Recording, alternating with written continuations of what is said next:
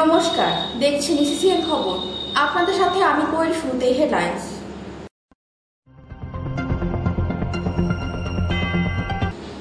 শুক্রবার বেলা 2:30 নাগাদ মাথাভাঙ্গা শীতলকুচি সড়কে ডাকঘোড়া পেট্রোল পাম্প এলাকায় অটো এবং বাইকের সংঘর্ষে 6 জন গুরুতর আহত হয়েছে।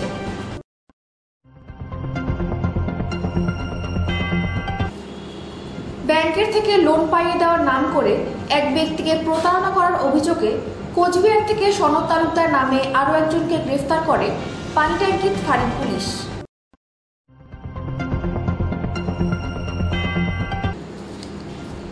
শিলিগুড়ির এক মহিলাকে প্রতারণা করার অভিযোগে কোচবিহার থেকে গ্রেফতার হলো এক যুবক। আসছি বিস্তারিত খবরে। শুক্রবার বেলা 2:30 নাগাদ মাথাভাঙ্গা শীতলকুচি সড়কে ডাকঘোড়া পেট্রোল পাম্প এলাকায় অটো এবং বাইকের সংঘর্ষে 6 জন গুরুতর আহত হয়েছে।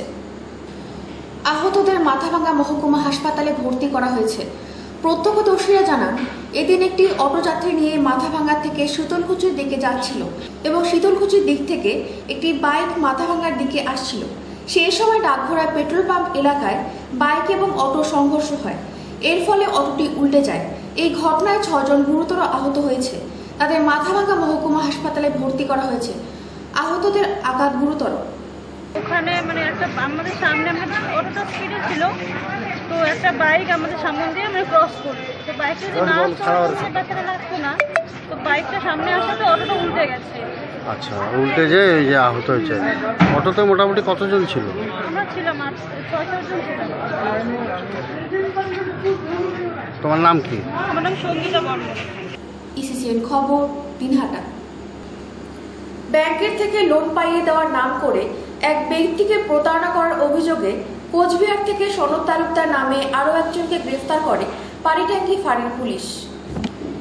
জানা যায়, জলপাইগুড়ির বাসিন্দা শ্যামল সরকার শিলিগুড়ির একটি ব্যাংকের থেকে 2 লক্ষ টাকা লোন নিয়েছিলেন গত বছর। অভিযুক্ত সনদ তালুকদার ওই ব্যাংকেরই কর্মী ছিলেন।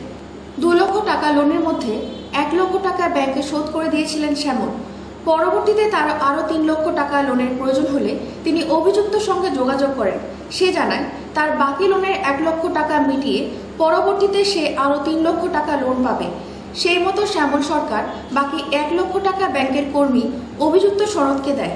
তবে সনদ সেই টাকা ব্যাংকে জমা না করে নিজের অ্যাকাউন্টে দিয়ে দেয় এবং শ্যামল সরকারকে আরও 3 লক্ষ টাকা লোন করিয়ে দেয়। পরবর্তীতে যখন শ্যামলবাবু জানতে পারেন তার টাকা ব্যাংক অ্যাকাউন্টে জমা করেনি, তিনি গত বছর সেপ্টেম্বর মাসের 22 তারিখ পানিট্যাঙ্কি ফাঁড়িতে লিখিত অভিযোগ দায়ের করেন। গতকাল রাতে কোচবিহার থেকে অভিযুক্ত সনদ তালুকদারকে গ্রেফতার করে পুলিশ। তাকে শুক্রবার শিলিগুড়ি আদালতে পাঠানো হয়। ইসিসিএন খবর, দিনহাটা। শিলিগুড়ির এক মহিলাকে প্রতারণা করার অভিযোগে কোচবিহার থেকে গ্রেফতার হলো এক যুবক। জানা যায়, শিলিগুড়ির হাকিমপাড়া এলাকার বাসিন্দা মৌমিতা নাগের সঙ্গে সোশ্যাল মিডিয়ার মাধ্যমে দেবকান্ত দে নামে 25 বছর বয়সী এক যুবকের সঙ্গে পরিচয় হয়। দুজনের মধ্যে ভাই বোনের সম্পর্ক গড়ে ওঠে। মৌমিতার বিশ্বাস অর্জন করে তার থেকে একাধিকবার টাকা নেয় দেবকান্ত। সেই টাকা দ্বিগুণ করে দেওয়ার কথা বলে অল্প অল্প করে টাকা নেয় সে। কিছু টাকা দ্বিগুণ করে মৌমিতাকে ফেরত দেয় দেবকান্ত, কিন্তু অবশেষে সোনার গয়না বন্ধক রেখে লক্ষাধিক টাকা দেবকান্তকে দিয়ে ফেলে মৌমিতা। তারপর থেকে গা ঢাকা দেয় দেবকান্ত। এরপর গত বছর অক্টোবর মাসের 9 তারিখে পানিট্যাঙ্কি ফাঁড়িতে লিখিত অভিযোগ দায়ের করেন ওই মহিলা। ঘটনা তদন্তে নেমে অবশেষে গতকাল রাতে কোচবিহার থেকে দেবকান্তকে গ্রেফতার করে পানিট্যাঙ্কি ফাঁড়ির পুলিশ ও শুক্রবার তাকে শিলিগুড়ি এনে আদালতে পাঠানো হয়। ইসিসিএন খবর, দিনহাটা। ডাকাতের উদ্দেশ্যে জড়ো হওয়ার অভিযোগে বেদকারা এলাকা থেকে 4 জনকে গ্রেফতার করল ভক্তিনগর থানার পুলিশ। ধৃতদের নাম রাহুল ছেত্রী, সুরজ ছেত্রী, অ্যান্থনি সোনার, শিবু রায়।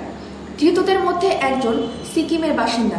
জানা যায়, গতকাল 10 থেকে 12 জনের একটি দল ডাকাতির উদ্দেশ্যে জড়ো হয়েছিল। পুলিশকে দেখে বাকিরা পালিয়ে যেতে সক্ষম হলেও 4 জনকে গ্রেফতার করে পুলিশ। ইসিসিএন খবর, দিনহাটা। নির্বাচনী প্রচার থেকে যাওয়ার সময় দেবের হেলিকপ্টারে আগুন।